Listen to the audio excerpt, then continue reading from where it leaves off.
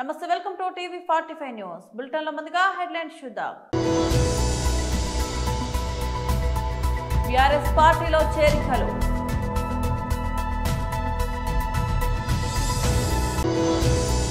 BJP OBC Morcha జాతీయ అధ్యక్షులు BJP parliamentary board సభ్యులు ఎంపీ డాక్టర్ కె లక్ష్మణ్ మీడియాతో మాట్లాడారు. స్వామికి అప్రతిష్ట తెచ్చే ఏ పని చేయను, ఎవరిని చేయనివ్వను సీఎం చంద్రబాబు. క్లీన్ స్వీప్ ఓటమిపై క్షమాపణను చెప్పిన రిషబ్ పంత్. బీఆర్ఎస్ పార్టీలో చేరికలు. పెద్దలు గౌరవనీయులు కల్వకుర్తి మాజీ శాసనసభ్యులు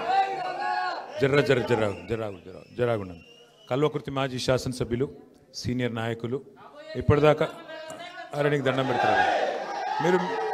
మీరు ముందు కల్వకుర్తి గెలుచుకోరు అటెండ్ కానీ మాట్లాడు. గౌరవనీయులు అన్న జయపాల్ యాదవ్ అన్న గారు, గౌరవ పెద్దలు మన రాజ్యసభ మాజీ సభ్యులు, పార్టీ ప్రధాన కార్యదర్శి, కేంద్ర కార్యాలయ ఇన్ఛార్జ్ గౌరవనీయులు శ్రీ రావుల చంద్రశేఖర్ రెడ్డి గారు, గౌరవనీయులు మా సోదరి శ్రీమతి ద్యాప విజితారెడ్డి గారు, గౌరవనీయులు మన ఫుడ్ కమిషన్ చైర్పర్సన్ గారు సోదరులు శ్రీ గోలి శ్రీనివాసరెడ్డి గారు, గౌరవనీయులు మా తమ్ముడు సోదరుడు దశరథ్ నాయక్ గారు, గౌరవనీయులు ఇమ్తియాజ్ అహ్మద్ గారు మన మైనారిటీ స్టేట్ ఫైనాన్స్ కార్పొరేషన్ మాజీ అధ్యక్షులు, మున్సిపల్ మాజీ అధ్యక్షులు గౌరవనీయులు సోదరులు శ్రీ ఎడమ సత్యం గారు, గౌరవ అల్లిపురం వెంకటేశ్వర రెడ్డి గారు, అట్లాగే పెద్దలు గౌరవనీయులు శ్రీ ఎడమ వెంకటరెడ్డి గారు, సోదరుడు మన లక్ష్మీ నరసింహారెడ్డి గారు, పరమేష్ గారు, ఇంకా శ్రీనివాస్ యాదవ్ గారు, జోగు వీరయ్య గారు, ఇంకా వేదికపై ఆసీనులైన పెద్దలందరికీ పేరు పేరున ఈరోజు కల్వకుర్తిలోని మరి వివిధ మండలాల నుంచి విచ్చేసిన పార్టీలో చేరుతున్న మరి సోదరులందరికీ కూడా హృదయపూర్వకంగా స్వాగతం, సుస్వాగతం. జైపాల్ యాదవ్ గారు మరి ఖర్చు తప్పించుకున్నందుకు ప్రోగ్రాం ఇక్కడ పెట్టినా అని చెప్పిండు. చాలా సంతోషం. మరి వాళ్ళకి భువనన పెట్టిరా లేదా? సో ఖర్చు తప్పించిండు, మొత్తానికైతే మీకు భోజనం అయితే పెట్టినా అని చెప్పిండు. చాలా సంతోషం, థ్యాంక్ యూ. జైపాల్ యాదవ్ అన్న మాట్లాడుతూ చాలా విషయాలు చెప్పినారు. అందులో ఇవ్వాలని నాకు తెలిసిన విషయం ఏంటంటే రేవంత్ రెడ్డి నేనే రాజకీయాలకు తెచ్చినా అని చెప్పిండు. సో ఇప్పుడు రేవంత్ రెడ్డిని ఆయన చేస్తున్న దుర్మార్గాలను, ఆయన చేస్తున్న అరాచకాలను ఎవరోళ్ళు అయితే తిట్టుకుంటారో దానికి బాధ్యత ఎవరో మీకు అర్థమైపోయింది. ఇక మరి నిన్ను తిట్టుకుంటారు. ఇలా నువ్వు సీక్రెట్ చెప్పినావు, రేపటి నుంచి నిన్నే తిట్టుకుంటారు, నువ్వు తెచ్చినావు రాజకీయాలకని. సరే, రాజకీయాల్లో అధికారం ఎవరికి శాశ్వతం కాదు. అప్పుడప్పుడు గెలుపు ఉంటుంది, అప్పుడప్పుడు ఓటమి ఉంటుంది. దాని గురించి పెద్ద ఆందోళన పడాల్సిన అవసరం ఏం లేదు. ఎందుకంటే ఈ దేశంలో మనం చాలా చూసినాం. ఇందిరాగాంధీ లాంటి గొప్ప నాయకురాలు, బాగా ప్రజాదరణ కలిగిన నాయకురాలు కూడా ఓడిపోయింది. ఎన్టీ రామారావు లాంటి సూపర్ స్టార్, ఎందుకంటే అసలు ఒకప్పుడు దేవుడు అంటేనే ఎన్టీ రామారావు. కృష్ణుడన్నా రాముడన్నా ఎట్లుంటాడో అసలు రాముడు కృష్ణుడి కంటే కూడా ఎన్టీ రామారావు గారు సినిమాల్లో ఆయన పాత్ర ఏదైతే ఉండేనో దాన్నే మరి ఇంట్లల్లో అంతా క్యాలెండర్లలో ఉంటుండే. అట్లాంటి ఎన్టీ రామారావు గారు కూడా ఈ దేశంలో మన కల్వకుర్తిలోనే ఓడిపోయినారు. కాబట్టి రాజకీయాల్లో గెలుపులు ఓటములు, ఎత్తు పల్లాలు ఇవన్నీ చాలా చాలా సహజం. 10 ఏళ్ళు మనకు తెలంగాణ రాష్ట్రం సాధించుకున్న తర్వాత ప్రజలు మనకు అవకాశం ఇచ్చినారు. అవకాశం ఇచ్చినాక కల్వకుర్తిలో ఏమేమి చేసినారు కేసీఆర్ గారి నాయకత్వంలో అనే విషయం వివరంగా ఇప్పుడే జైపాల్ యాదవ్ గారు చెప్పినారు. రాష్ట్రంలోనే అత్యధికంగా వ్యవసాయ పంపు సెట్లు ఉన్న కాన్స్టిట్యున్సీ కల్వకుర్తి. అట్లాంటి కల్వకుర్తిలో ఎన్ని సబ్స్టేషన్లు, ఎన్ని ట్రాన్స్ఫారంలు, 24 గంటల కరెంట్ ఇవ్వడానికి ఎంత ప్రయత్నం చేసిందో కేసీఆర్ ప్రభుత్వం చాలా వివరంగా అన్నగారు చెప్పినారు. చాలా సంతోషం. దాంతోపాటు ఉమ్మడి పాలమూరు జిల్లాలో, ఉమ్మడి మహబూబ్నగర్ జిల్లాలో ప్రస్తుత నాగర్ కర్నూలు, వనపర్తి, అట్లాగే గద్వాల, నారాయణపేట, మహబూబ్నగర్ జిల్లాల్లో కొత్తగా కేసీఆర్ గారి ప్రభుత్వం వచ్చిన తర్వాత, తెలంగాణ రాష్ట్రం వచ్చిన తర్వాత 8 లక్షల ఎకరాలకు సాగునీరు ఇచ్చిన ప్రభుత్వం కేసీఆర్ ప్రభుత్వం అనే మాట నేను మీకు గుర్తు చేస్తా ఉన్నాను. పాలమూరు అంటేనే వలసల జిల్లాగా పేరుపడ్డ పాలమూరుకి రివర్స్ మైగ్రేషన్, ఒకవైపు రివర్స్ ఇరిగేషన్ అంటే రివర్స్ పంపింగ్ చేసి, అప్పుడెప్పుడో చెప్తారు పెద్దలు, భగీరథ ప్రయత్నం చేసి దివిలో ఉన్న గంగను భువికి దించిండు అంటారు. అంటే ఆకాశంలో ఉండే గంగను కిందికి తీసుకొచ్చిండని చెప్తారు ఆనాడు భగీరథుడు. బీజేపీ ఓబీసీ మోర్చా జాతీయ అధ్యక్షులు బీజేపీ పార్లమెంటరీ బోర్డు సభ్యుడు ఎంపీ డాక్టర్ కె లక్ష్మణ్ మీడియాతో మాట్లాడారు. బీసీలకు విద్య, ఉద్యోగులతో పాటు స్థానిక సంస్థల్లో 42% రిజర్వేషన్లు కల్పిస్తామని మొదటి నుంచి కూడా ఊదరగొట్టి కాంగ్రెస్ పార్టీ చివరికి ఈరోజు చేతులెత్తేసి ఒక భస్మాసుర హస్తంగా బీసీల పట్ల కాంగ్రెస్ పార్టీ ఈరోజు మారుతూ ఉన్నది. పంచాయతీ ఎన్నికల్లో 42% రిజర్వేషన్ల కోసం జీవో 46 తీసుకొచ్చి ఏ రకంగా ఇవాళ బీసీలను మోసం చేస్తూ ఉన్నది, దగా చేస్తున్నదో చాలా స్పష్టంగా కనీసం 20% కూడా రిజర్వేషన్లు ఇవ్వకుండా 17% మాత్రమే ఇవాళ రిజర్వేషన్లు ఈ పంచాయతీల్లో కల్పించి బీసీల పట్ల మరొకసారి కాంగ్రెస్ యొక్క వ్యతిరేకతను ఇవాళ ప్రదర్శిస్తూ ఉన్నది. కులగణన అన్నారు. కులగణనల పేరు మీద సర్వేలు 200 కోట్ల రూపాయలు ఖర్చు పెట్టి కొండను తవ్వి ఎలుకను పట్టిన చందనంగా ఈ ప్రభుత్వం వ్యవహరించింది. సర్వేలు, కోటా కోసం నివేదికలు, అసెంబ్లీలో బిల్లులు, ఢిల్లీలో ధర్నాలు, ఆర్డినెన్సులు, జీవోలు అంటూ మరి అడౌట్ చేసి వెనుకబడ్డ వర్గాలను మరి మైమరపించి ఆశలు రేకెత్తించి చివరికి బీసీలను వెన్నుపోటు పొడిచినటువంటి ఈ యొక్క రేవంత్ రెడ్డి గారి ప్రభుత్వం ఆ రోజు కూడా బీసీల సర్వేల పేరు మీద కేవలం అక్కడ మహారాష్ట్రలో ఎన్నికలు ఉన్నాయి కాబట్టి బీసీల యొక్క ఓట్లు లబ్ధి పొందాలి అని ఆ రోజు రాహుల్ గాంధీ గారు రేవంత్ రెడ్డి గారిని ప్రేరేపిస్తే హడావిడిగా తూతూ మంత్రంగా అశాస్త్రీయంగా ఏ రకంగా సర్వేలు నిర్వహించారో బట్టబయలైంది.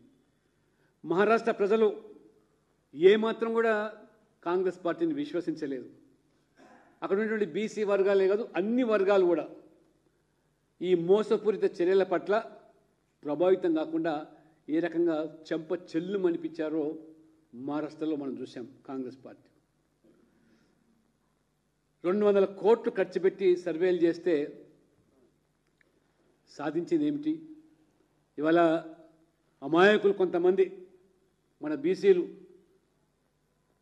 అల్ప సంతోషులు పాలాభిషేకం అన్నారు, పూలాభిషేకాలు అన్నారు, రేవంత్ గౌడ్ అన్నారు, రేవంత్ యాదవ్ అన్నారు, రేవంత్ ముదిరాజ్ అన్నారు. ఆ రకంగా ఆకాశానికి మరి ఎత్తుకొని అదే రేవంత్ రెడ్డి గారు ఇవాళ బీసీల పట్ల ఒక భస్మాసుర హస్తంగా మాట్లాడే ఉదంతం ఇవాళ. రాజధాని అమరావతిలోని వెంకటపాలెం వెంకటేశ్వర స్వామి ఆలయాన్ని తిరుమల తరహాలో అత్యద్భుతంగా తీర్చిదిద్దుతామని ముఖ్యమంత్రి చంద్రబాబు స్పష్టం చేశారు. 260 కోట్లు అంచనా వ్యయంతో చేపట్టనున్న ఆలయ విస్తరణ పనులకు ఆయన గురువారం శంకుస్థాపన చేశారు. ఈ బృహత్తర కార్యాన్ని 2.5 ఏళ్లలో పూర్తి చేయాలని తిరుమల తిరుపతి దేవస్థానం అధికారులను ఆదేశించారు.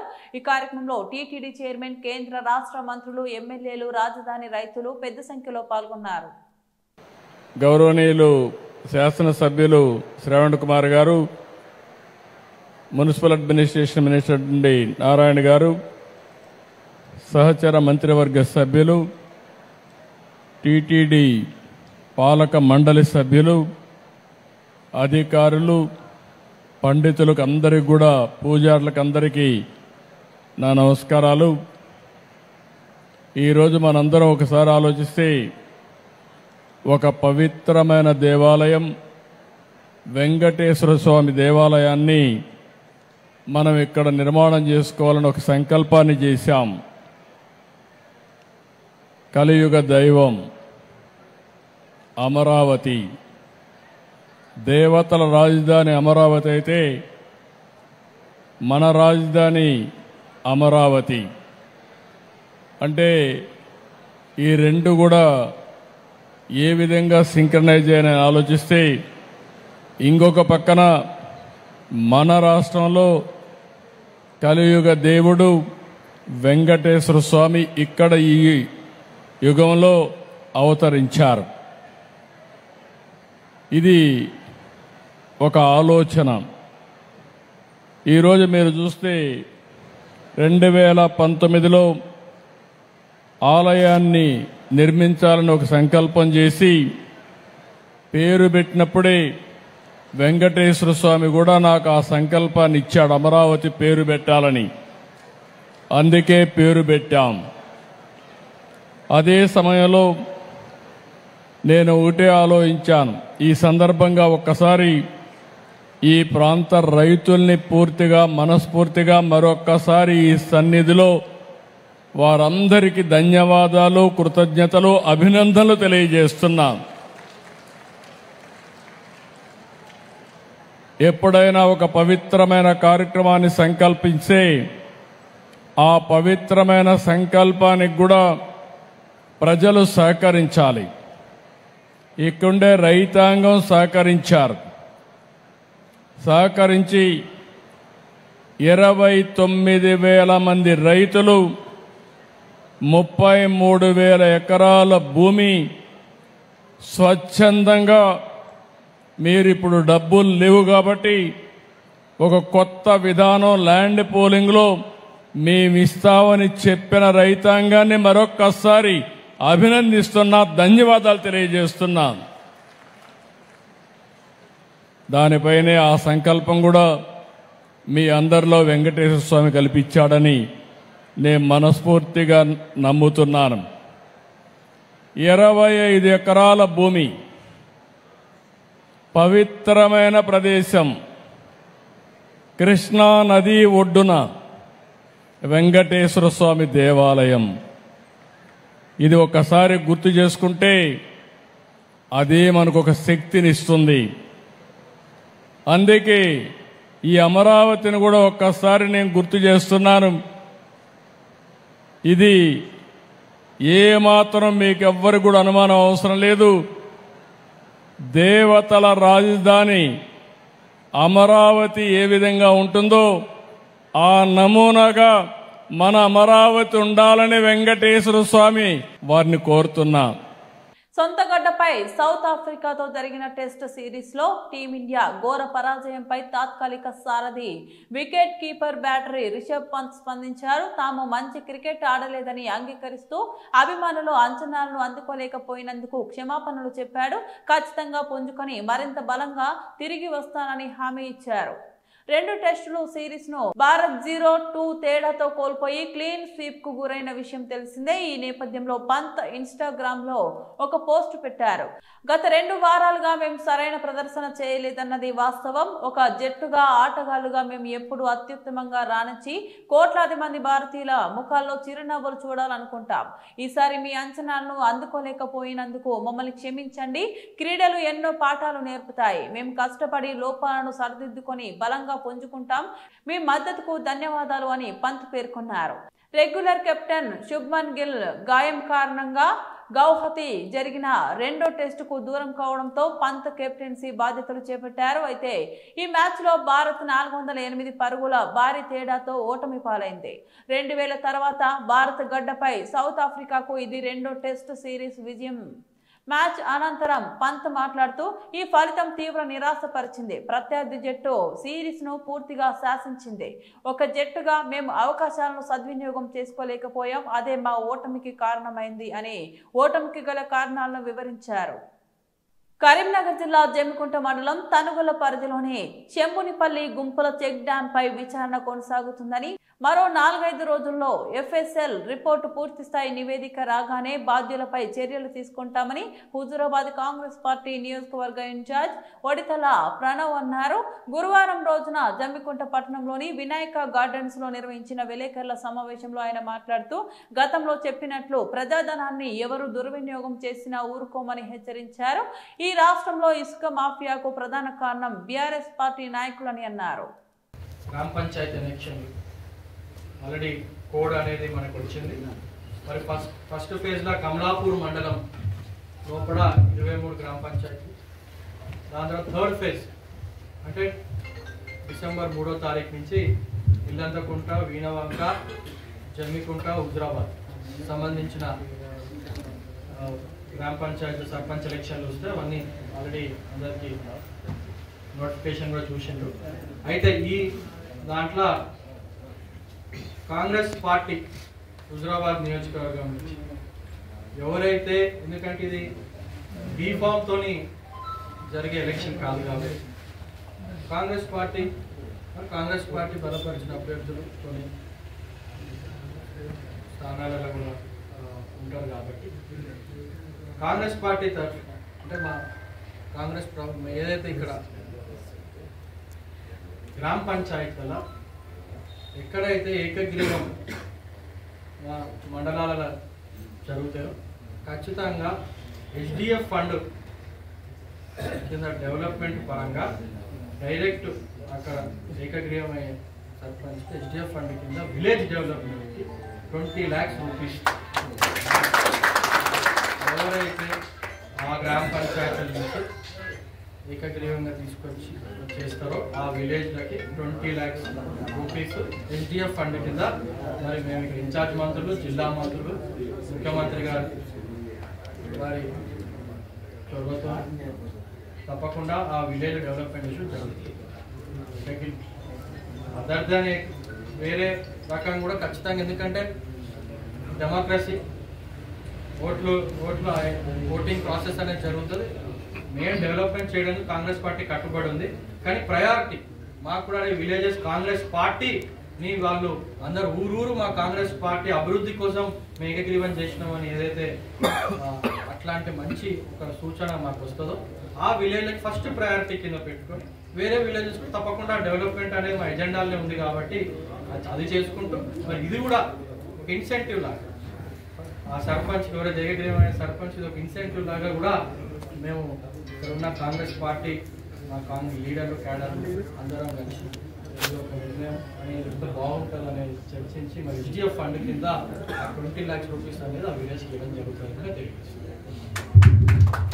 గ్రామ పంచాయతీ ఎన్నికలలో భాగంగా రాష్ట్ర ఎన్నికల కమిషన్ విడుదల చేసిన షెడ్యూల్ను అనుసరిస్తూ కరీంనగర్ జిల్లాలో తొలి విడత సర్పంచ్ వార్డు స్థానాలకు రిటర్నింగ్ అధికారులు గురువారం నోటిఫికేషన్లు జారీ చేశారు. తొలి విడతలో కరీంనగర్ రెవెన్యూ డివిజన్ పరిధిలోని గంగాధర, రామడుగు, చొప్పదండి, కొత్తపల్లి, కరీంనగర్ రూరల్ మండలాల్లోని 92 సర్పంచ్, 866 వార్డు మెంబర్ల స్థానాలకు గురువారం నోటిఫికేషన్ విడుదల చేసి నామినేషన్ల స్వీకరణ ప్రక్రియ ప్రారంభించారు.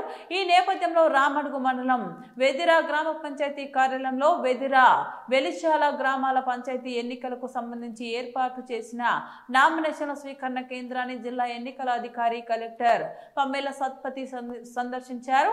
నామినేషన్ స్వీకరణ కేంద్రంలో సదుపాయాలు పరిశీలించారు. నామినేషన్ పత్రాల స్వీకరణకు చేసిన ఏర్పాట్లను గమనించిన పలు సూచనలు చేశారు. కలెక్టర్ వెంట రామడుగు తహసీల్దార్ రాజేశ్వరి, ప్రత్యేక అధికారి అనిల్ ప్రకాష్, స్థానిక అధికారులు ఉన్నారు.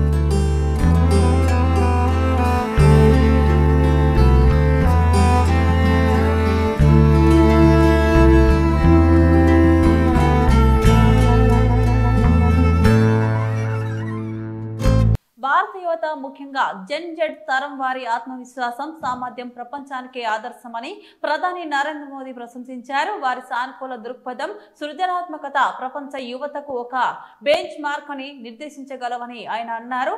గురువారం భారత అంతరిక్ష స్టార్టప్ స్కై రూట్ కు చెందిన ఇన్ఫినిటీ క్యాంపస్ ను సంస్థ తొలి ఆర్బిటల్ రాకెట్ విక్రమ్-1 ను వీడియో కాన్ఫరెన్సింగ్ ద్వారా ఆవిష్కరించిన సందర్భంగా ప్రధాని ఈ వ్యాఖ్యలు చేశారు. ఈ సందర్భంగా మోదీ మాట్లాడుతూ మన యువత మన జెన్ జెడ్ ప్రతి రంగంలోని సవాళ్లను పరిష్కారాలను అభివృద్ధి చేస్తున్నారు.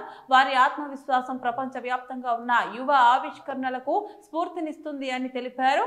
భారత ప్రభుత్వం అంతరిక్ష రంగాన్ని ప్రైవేటుకు తెరిచినప్పుడు మన యువత ఆ అవకాశాన్ని పూర్తిగా సద్వినియోగం చేసుకుందని ఆయన గుర్తు చేశారు. దేశంలో ప్రైవేట్ అంతరిక్ష విప్లవానికి యువత ఉత్సాహమే కారణమని ప్రధాని పేర్కొన్నారు. ప్రస్తుతం 300కు పైగా స్పేస్ స్టార్టప్ భారత అంతరిక్ష భవిష్యత్తుకు కొత్త ఆశలు కల్పిస్తున్నాయని అన్నారు. ఈ స్టార్టప్ లో చాలా వరకు పరిమితి వనరులతో ఉన్న చిన్న బృందాలుగా ప్రారంభమైనప్పటికీ ఉన్నత శిఖరాలకు చేరాలన్న సంకల్పంతో ముందుకు సాగుతున్నాయని కొనియాడారు. గత దశాబ్ద కాలంలో దేశంలో స్టార్టప్ విప్లవం వచ్చిందని, భారత్ ఇప్పుడు ప్రపంచంలోనే 3వ అతిపెద్ద స్టార్టప్ వ్యవస్థగా అవతరించిందని మోదీ నొక్కి చెప్పారు.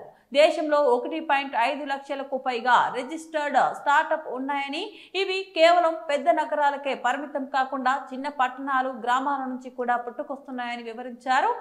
ఫిన్టెక్, అగ్రిటెక్, హెల్త్ టెక్ వంటి రంగాలతో పాటు ఇప్పుడు డీప్ టెక్, హార్డ్వేర్ ఆవిష్కరణల వైపు కూడా యువత అడుగులు వేస్తుందని ప్రధాని మోదీ హర్షం వ్యక్తం చేశారు. బులెటిన్ ముగించే ముందు మరోసారి హెడ్లైన్స్ చూద్దాం.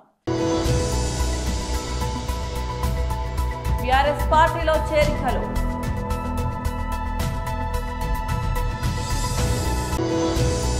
బీజేపీ ఓబీసీ మోర్చా జాతీయ అధ్యక్షులు, బీజేపీ పార్లమెంటరీ బోర్డు సభ్యుడు ఎంపీ డాక్టర్ కె లక్ష్మణ్ మీడియాతో మాట్లాడారు. స్వామికి అప్రతిష్ట తెచ్చే ఏ పని చేయను, ఎవరిని చేయనివ్వను సీఎం చంద్రబాబు. క్లీన్ స్వీప్ ఓటమిపై క్షమాపణలు చెప్పిన రిషబ్ పంత్. ఇవి బులెటిన్ అప్డేట్స్. మరో బులెటిన్లో మళ్ళీ కలుద్దాం. అంతవరకు సెలవు. నమస్తే.